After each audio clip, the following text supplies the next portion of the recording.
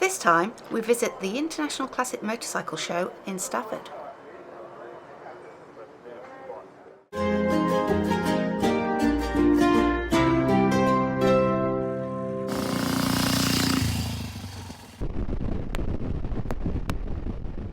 The Stafford Showground is about 25 miles from where we live, and it was a beautiful spring morning. It really was, and we had a great ride in. The route is lovely, and the best of all, when we got there, there's actually hard parking now, something they hadn't done in previous years. And it was free parking for motorbikes, and we didn't have to worry about our bikes sinking in the ground.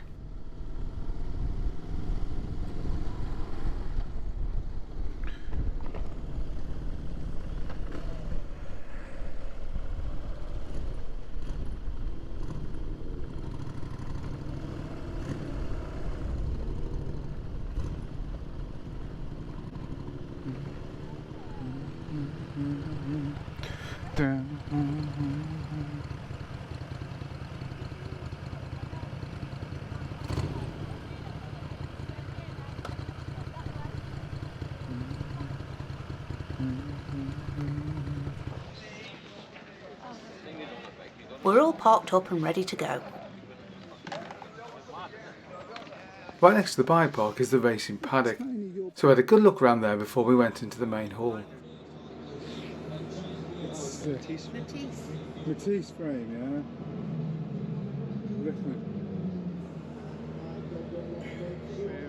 He was a chassis maker. There were some fantastic looking bikes outside in the race paddock. Certainly was some really exotic pieces of iron out there.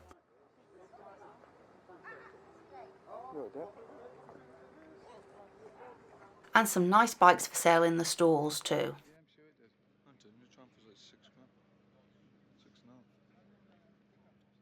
Once we'd finished having a good look around outside, we moved to the main hall, where Henry Cole was the guest speaker.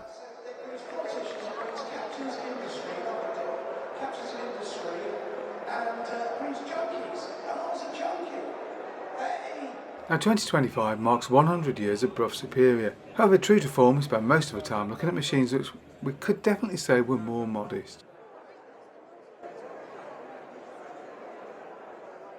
Modest maybe, but this little Ducati is absolutely stunning. This and a number of other small capacity machines could be found in the Italian Motorcycle Owners Club, where Tom conned me out of £20 to join the club. He never pays for anything himself. On an interesting note, he is officially their youngest member, by far. Back to the bikes though, this Laverda 350 I thought was lovely. While we were over there, we bumped into a friend, Phil Wilson. He advised us to pop over to the Sunbeam stand, where they had a really unusual motorcycle, a 1970 V-twin, which somehow found its way to Latvia after the Great War. And whilst we were there, it won Best Military Bike of the Show. Personally, I was more interested in the non-alcoholic gin they were plying me with. And surprisingly, it was really nice. Can't really see the point of it though. I mean, why not just drink tea? But I could ride and bike home still. You could do that after a cup of tea. For a brief period at the end of the 1930s, Sunbeam was owned by the AMC concern, and they produced this very nice range of singles of 250, 350 and 500. Produced only for a couple of years, they are pretty rare these days. Tom's favourite, of course, was the Model 90. Why? Well, because it's fast. And it is very beautiful. Racing would have converted them though, wouldn't they? I'd imagine. Next we headed over to the Triumph stand, where I saw this beautiful little Tiger 80 and I joined the Owners Club. Yes, I get the feeling there's going to be a few more Triumphs on our channel over the next year or so. Maybe so. That hasn't got a reserve on it though. So on the Constellation, there's a little lever here. Oh, right. So you move that across for reserve. But this is just on. While Deb was filling in her club membership paperwork, I wandered over and found this NSR 400. These little V3s have become incredibly rare these days. It feels like years since I last saw one, in fact. As usual, Bonhams auction was bustling.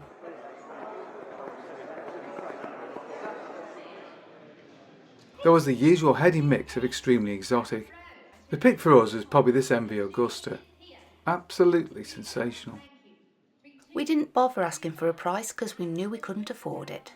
Is everybody out?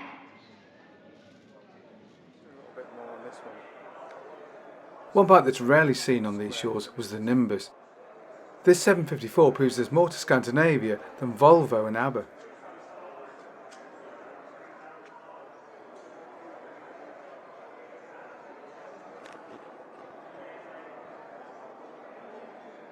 It's okay in a minute. But if you haven't got room in your garage for one of those, maybe an ABC scooter moto will do.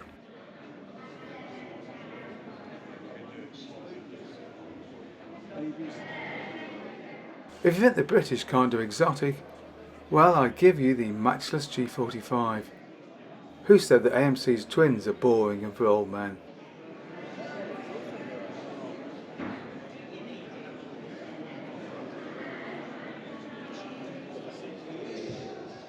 Back in the main hall, we found this Suzuki RE5. Yes, the RE5.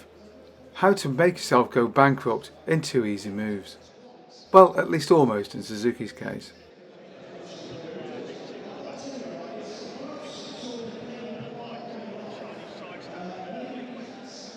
Oh, look, a Hyde Harrier. Well, yeah, but in this case it's not fitted with a traditional or more usual Bonneville engine. This one's got the 865 unit from Hinckley.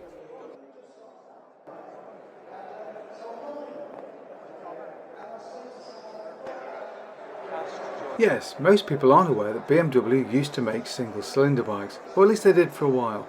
This one's the 250 R25 and is essentially one cylinder from the twin turned in upright position. Well, at least the pots won't drag on the floor. Over at the Gutsy stand, first of all we bought a few items, but we also saw this fantastic V7. Nobody makes a bike look good in green in quite the way that Motor Gutsy does. Sorry, Kawasaki.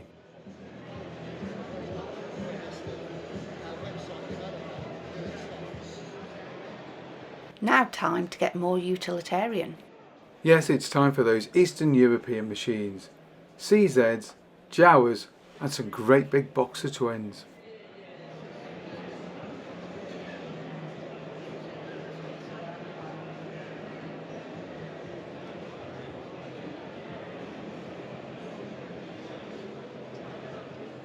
These basic BMW copies are built in a number of names in a number of different factories in what is the old Soviet Union, and they're imported under lots of different names too, so it can get very confusing.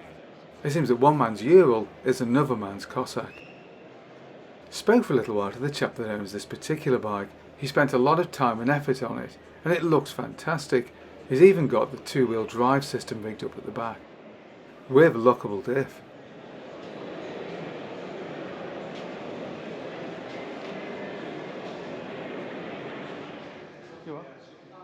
Towards the end of the day, we found the Ducati stand, where Tom was in his element.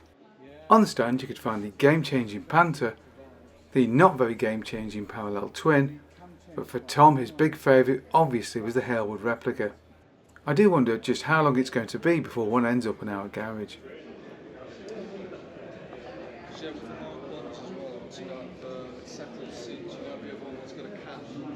Yeah. It's got a single seat, you take all this off, it's a double seat, chipped up. It's a bit of a bore. So we've come to the end of the day, and we've had a great time chatting to old friends and making some new ones. And best of all, we got to ride home in the glorious spring weather.